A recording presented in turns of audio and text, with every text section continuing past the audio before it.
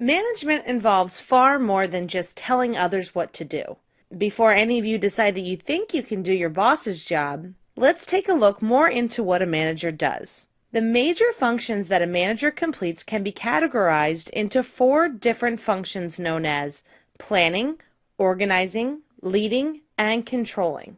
For some of us, we only see the final 2, leading and controlling, but you should know that for every managerial behavior you do see, there is an equal amount that you do not. Behind the manager's closed door, they spend a good deal of their time planning and organizing so that they can effectively carry out the functions of leading and controlling. Now, before you think your boss is different, you should know that the 4 functions of management are standard across industries, whether that be in a manufacturing plant, a home office, a grocery store, a retail store, a restaurant, a hotel, or even an amusement park. Effective managers understand how planning, organizing, leading, and controlling are used to achieve organizational success. Unfortunately, I do not have a rebuttal for those of you who have ineffective managers, but perhaps learning a little bit more about the 4 functions of management will help to identify what steps your ineffective manager needs to take to become an effective one. Try to think of the 4 functions as a process, where each step builds on each other.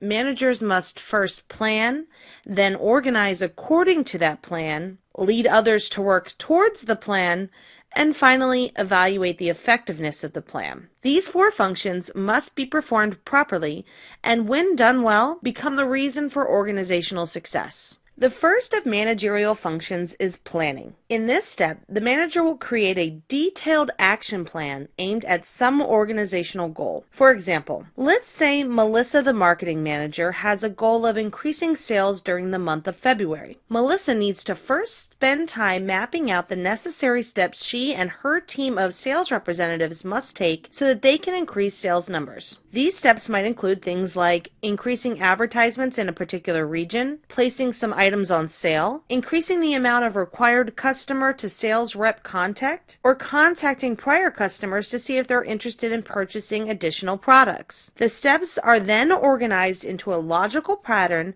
so that Melissa and her team can follow it. Planning is an ongoing step and can be highly specialized based on organizational goals, division goals, departmental goals, and team goals. It is up to the manager to recognize what goals need to be planned within their individual area. The second of the managerial functions is organizing. This step requires Melissa to determine how she will distribute resources and organize her employees according to the plan. Melissa will need to identify different roles and ensure that she assigns the right amount of employees to carry out her plan. She will also need to delegate authority, assign work, and provide direction so that her team of sales representatives can work towards higher sales numbers without having barriers in their way. The third function of management is leading. In this step, Melissa spends time connecting with her employees on an interpersonal level. This goes beyond simply managing tasks. Rather, it involves communicating, motivating, inspiring,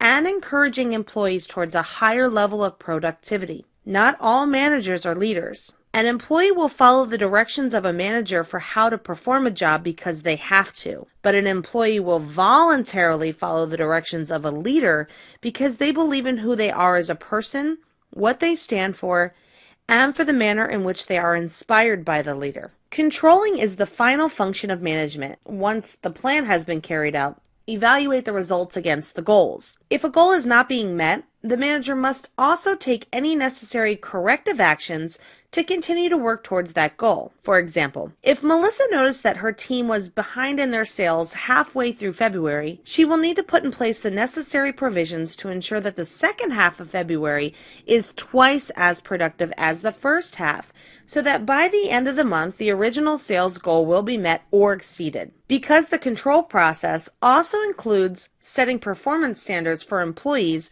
and continuously evaluating their job performance, Melissa will speak with each of her sales reps individually to review their performance. Some have added a 5th function for managers known as staffing. Staffing is the task of evaluating, recruiting, selecting, training, and placing appropriate individuals into defined job roles. A manager must spend time evaluating their workforce needs, discovering where employees need to be added, trained, or removed, and then make those changes so that the organization can continue business as usual.